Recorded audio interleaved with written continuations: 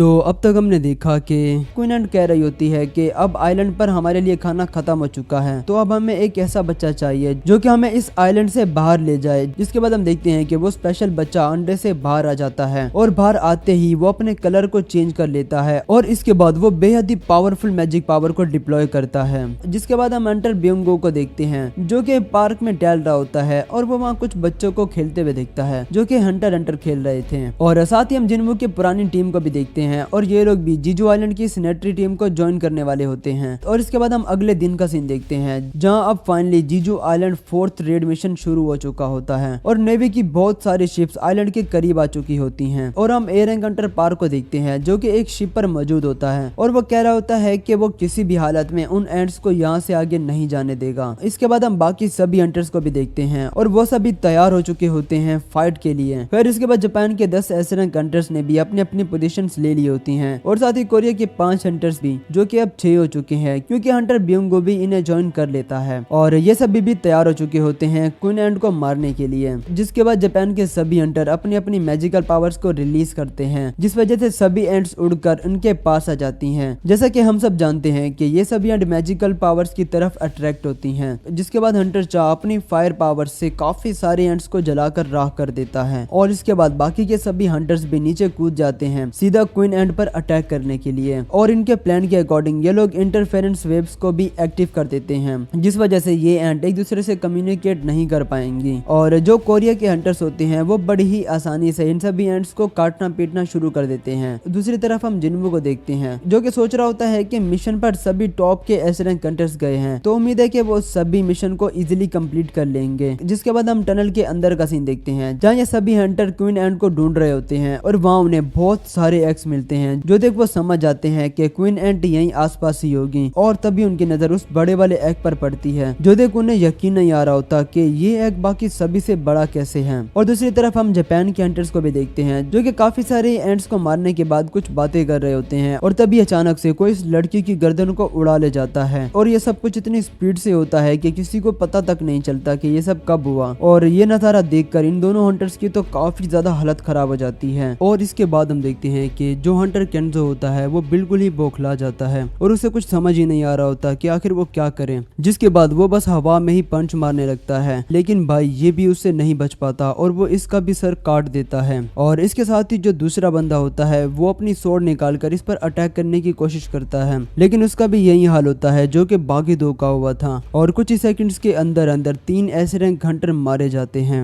जिसके बाद हम दोबारा से टनल के अंदर का सीन देखते हैं जहाँ इन सभी पर क्वीन एंट के रॉयल गार्ड्स ने अटैक कर दिया होता है। इन्हें देख हंटर माँ कहता है कि ये सभी तो सचमुच में काफी ज्यादा पावरफुल हैं और हर एक गार्ड एस रैंक लेवल वाले हंटर के बराबर है लेकिन जो भी हो ये बस कुछ मॉन्स्टर ही तो हैं जिन्हें हम लोग मिलकर हरा सकते हैं। जिसके बाद हंटर चा काफी सारी एंट्स को काट पीट देती है और हंटर माँ भी इन्हें आसानी से मार गिराता है। लेकिन तभी ये लोग देखते हैं कि इनके सामने और भी काफी सारे रॉयल्स गार्ड आ चुके होते हैं जिन्हें देख हंटर माँ कहता है कि वैसे तो इन्हें मारना ज्यादा मुश्किल नहीं था लेकिन क्योंकि अब इनकी तादाद काफी ज्यादा हो गई है तो शायद अब हमारे लिए कुछ मुश्किल हो सकती है। जिस पर हंटर ब्यूंगो कहता है कि फिक्र करने की जरूरत नहीं है क्योंकि मैं हूं ना। जिसके बाद वो अपनी एक मैजिकल बुक निकालकर कुछ मंत्र पढ़ता है और इसके बाद जो भी हंटर यहाँ मौजूद होते हैं उन सभी की पावर लेवल काफी ज्यादा इंक्रीज हो जाती है। और हंटर बेग यहाँ कह रहा होता है कि मुझे तो ऐसा फील हो रहा है कि जैसे मैं इस तरह के हजारों मॉन्स्टर्स को कुचल सकता हूँ। और इसके बाद हम जापान के हंटर इजावा और काई को देखते हैं जो कि उन तीनों हंटर्स को ढूंढने के लिए आए होते हैं जिन्हें उस एंट किंग ने मार दिया होता है। और उन्हें ढूंढते हुए ये दोनों भी उसी जगह आ जाते हैं लेकिन उन्हें यहाँ उन तीनों की बॉडी नहीं मिलती बस उनके कुछ इक्विपमेंट्स मिलते हैं जो देखिए दोनों काफी ज्यादा शॉक्ड हो जाते हैं। जिसके बाद ये जो काई होता है वो काफी ज्यादा खतरनाक मैजिकल पावर को फील करता है और ये पावर इतनी ज्यादा खतरनाक होती है कि वो बहुत ही ज्यादा जोर से चिल्लाने लगता है और तभी एंट किंग आकर इसे भी मार देता है। गाइस अभी तक एंट किंग को रिवील नहीं किया गया बस हमें उसकी अपीयरेंस दिखाई जाती है थोड़ी बहुत। और इसके बाद हम दोबारा से टनल के अंदर का सीन देखते हैं जहाँ इन सभी ने वहाँ मौजूद सभी एंट्स को खत्म कर दिया होता है और वो भी बस 5 मिनट के अंदर अंदर। और तभी जो क्वीन एंट होती है वो भी वहाँ आ जाती है जिसके साथ काफी सारे रॉयल गार्ड्स भी मौजूद होते हैं और इन्हें देखकर सभी लोगों की आंखें फटी की फटी रह जाती हैं। खैर इसके बाद हंटर माँ इन सभी से कहता है कि तुम सब लोग बाकी सभी रॉयल गार्ड्स को संभालो और मैं क्वीन एंट से लड़ता हूँ। जिसके बाद हंटर बेक अपनी मॉन्स्टर फॉर्म में ट्रांसफॉर्म हो जाता है और ये सचमुच काफी ज्यादा खतरनाक लग रही होती है।